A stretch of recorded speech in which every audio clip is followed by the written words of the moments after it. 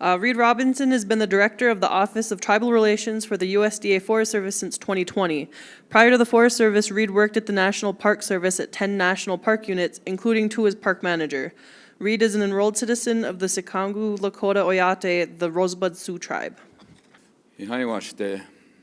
Good morning, relatives. I'm probably going to go a little off script.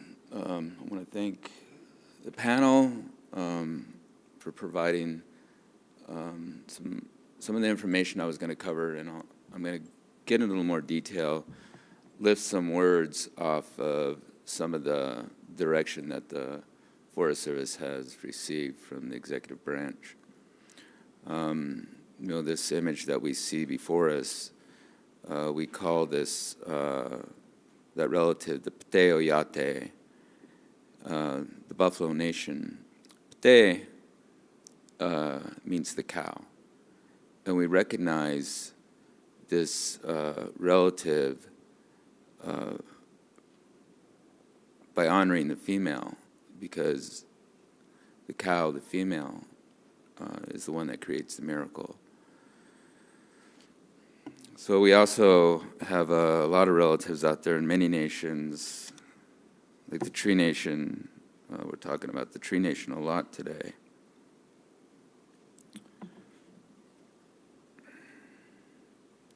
So a little bit update on leadership in Department of Agriculture and the Forest Service.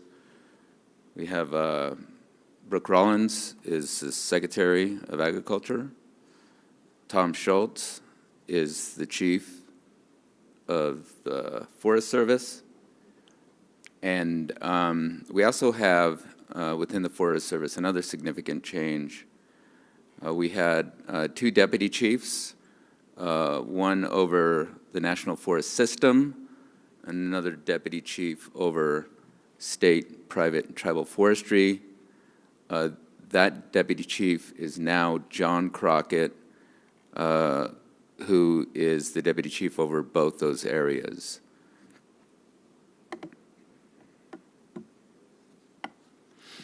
Some of my colleagues have mentioned some of the attrition across the federal government. The department, the Forest Service, has not been immune to that. But a particular phenomena is how tribal relations, the program that I manage, lead and direct across the agency, has been impacted.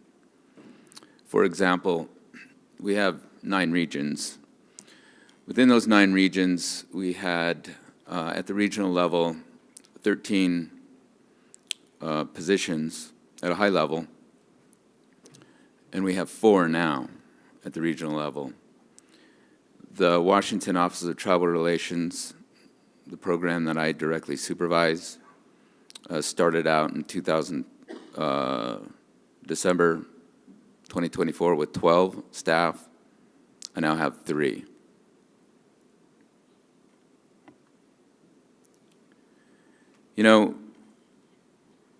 That attrition is significant, and the staff, I want to just acknowledge that the staff that has passed through that south gate out of the Forest Service, I honor and respect them. Those of us that are here, and some of us are here, in addition to myself, our commitment to our trust responsibility is as strong as it ever has been. And, my job is to work with the leadership of the Forest Service, essentially, to put Humpty Dumpty back together again. And so that's what I'm going to be working on for the next couple of months. I mentioned a couple of days ago that the Secretary, in addition,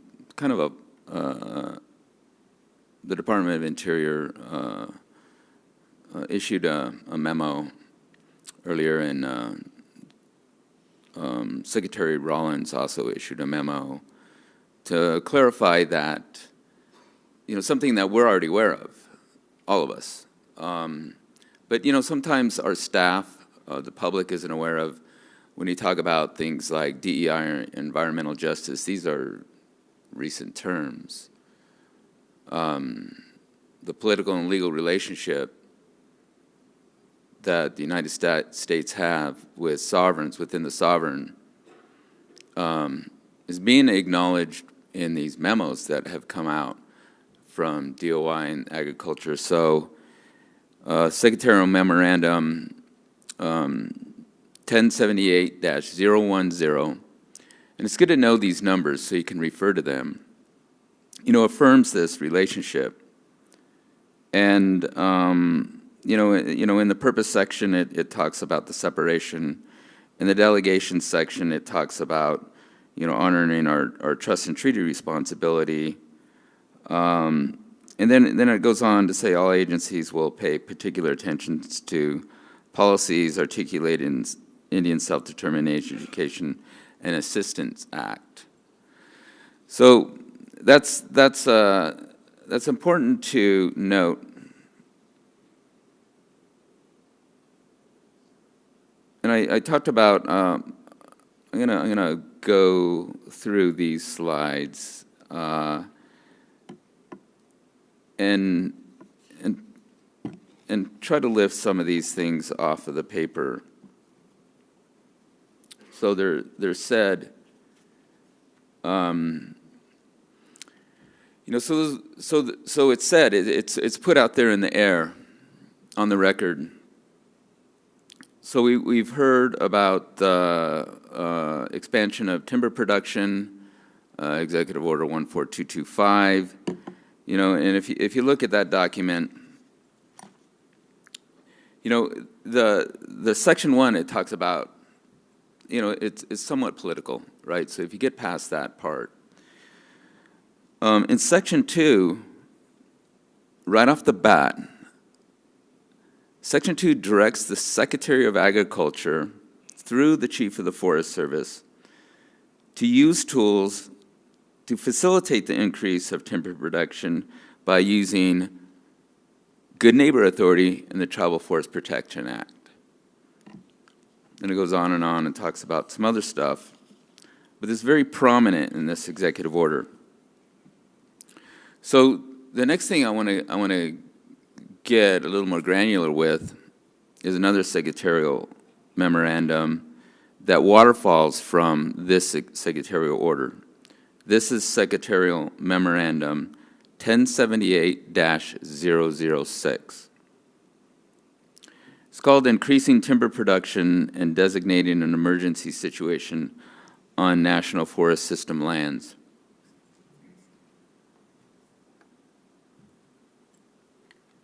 And I'm gonna read out of this, but I'm only gonna read sections that mention tribes and ANCs.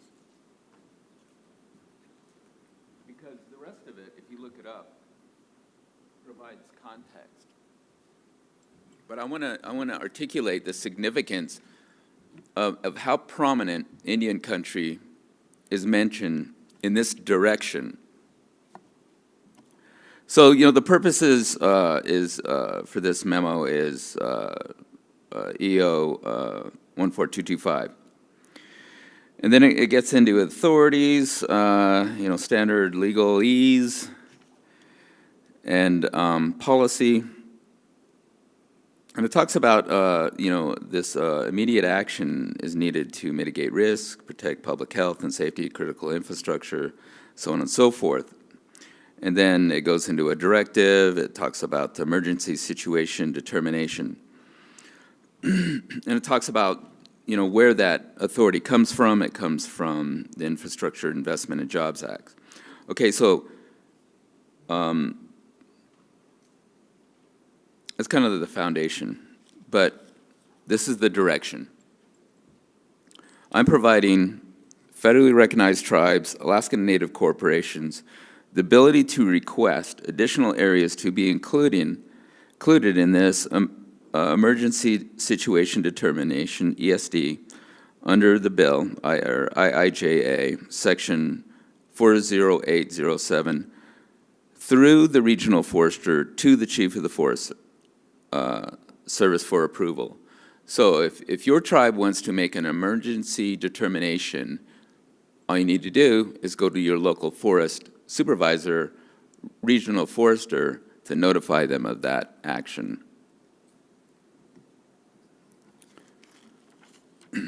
Under other emergency authorities in this direction, under this secretarial memorandum,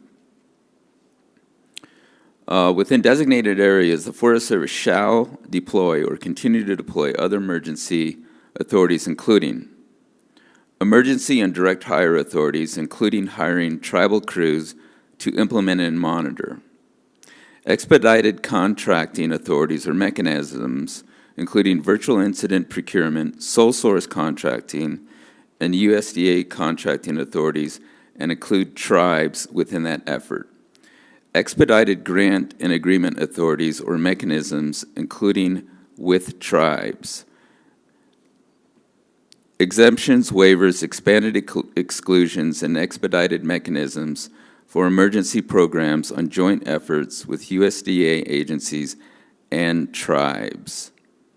Emergency and programmatic consultation to comply with the National Historic Preservation Act. So after that, it goes on to say, nothing herein changes the requirement for tribal consultation, but may require expedited consultation timeframes under certain conditions.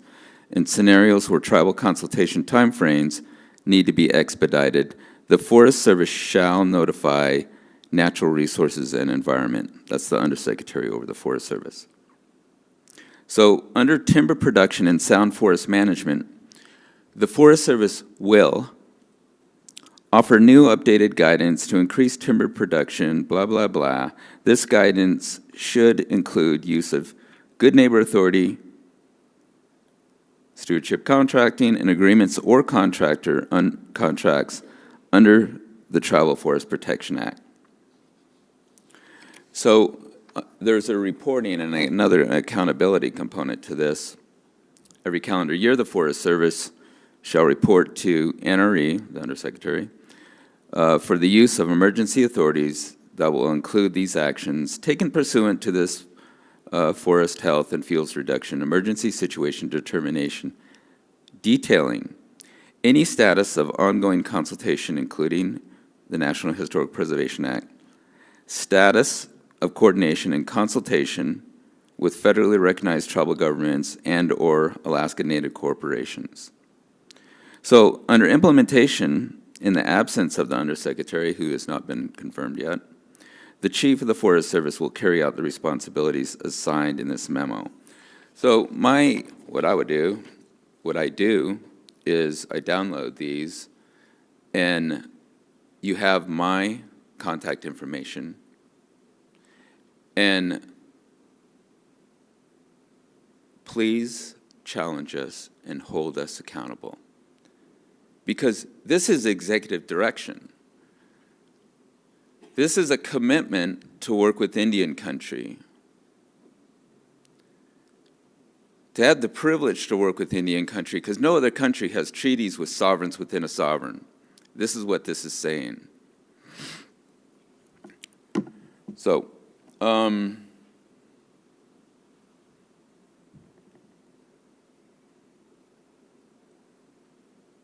go on through some of this.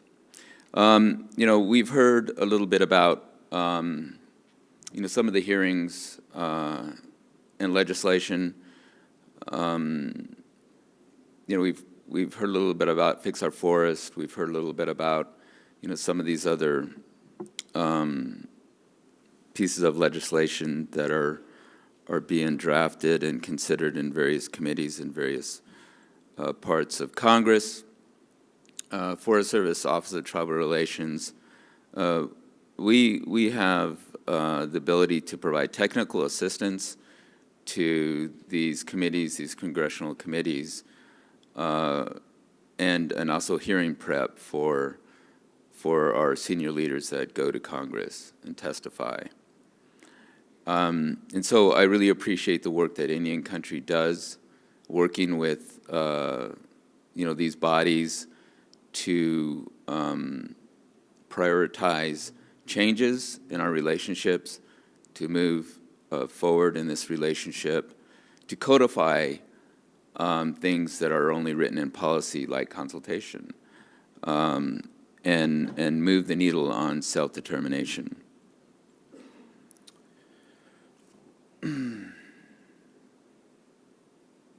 Talked about that the other day.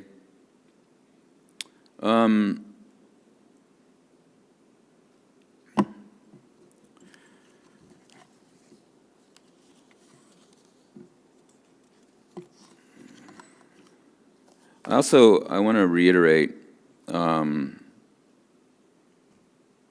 the relationship we have with, we have several agreements with National Association of Tribal Historic Preservation Officers. We also have an agreement with Tribal GIS. So I want to reiterate again,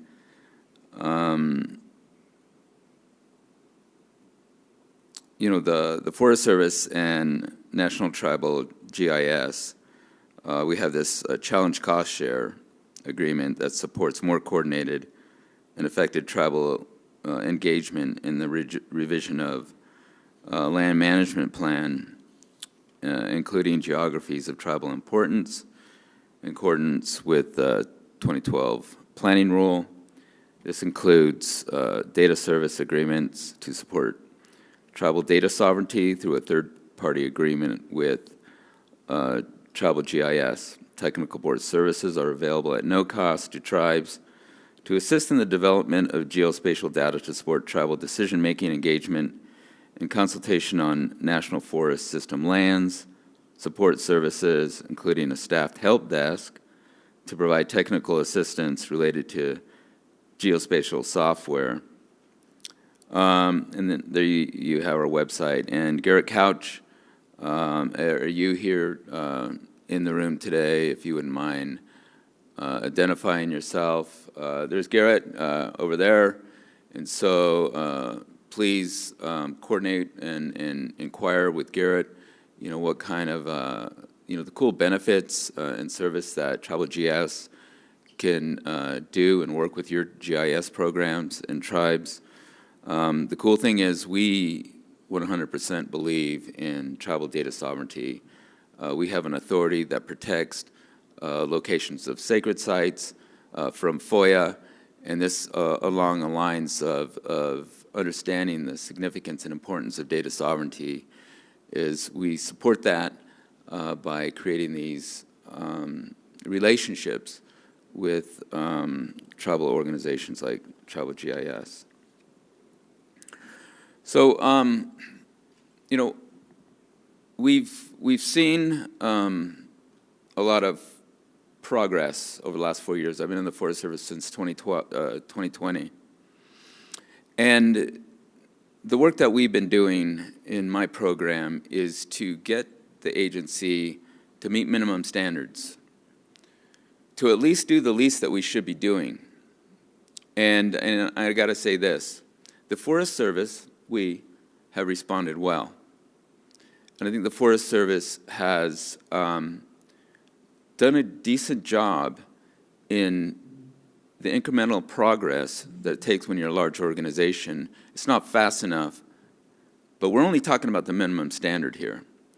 And so I think we're well poised to sustain that momentum through centrifugal force and muscle memory and work that we've done with Indian country, but we need to do more. And now also we still see that alignment on the branches of government, legislative, executive, judicial. And I think some of the stuff we're talking about today, like the just myopically looking at the timber EO and the waterfalling direction to the Forest Service, it's also my job, and colleagues in this room, we have several other Forest Service personnel on the staff, to ensure that we internally are following through on the direction that we've been given from the executive to the field. So, wherever you're at, you can use this direction as a tool to make sure that we have full circle engagement. And so in closing, I'm going to say this. I don't know the chief that well, but I've had some pretty decent interactions with him. I was given a presentation. I had a word there in Lakota. That word is Mataki o Yasin. It was written down. He knew how to say it. He knew what it meant. It means all my relations. We're all related. Everything is related. So one thing the chief asked me to do, and I stand before you truly humbly to articulate this, is the chief understands, from what I understand, he respects tribal sovereignty. And he was relaying to me what he thought about when he worked for the state of Montana or Idaho, the impact that having the flags of tribal nations in the state capitol building, the impact that I had on him. So he asked me, he says, what do you think about that, Reed, if we were to also do something similar in the Forest Service headquarters? And I thought, well, that's a good idea. And so I asked you if you're interested in providing a tribal flag to the Forest Service. The only thing I can guarantee is I will take responsibility for the care and respect of that flag in a dignified manner that respects and strengthens tribal sovereignty. So if you're coming to DC, or if you want to send a flag with some medicine to me, just let me know. And we can continue to build this relationship between the Forest Service and Indian country. So with that, I'm going to get off the stage. I say Pilame, Pilamae, Wopila. Thank you, and with gratitude.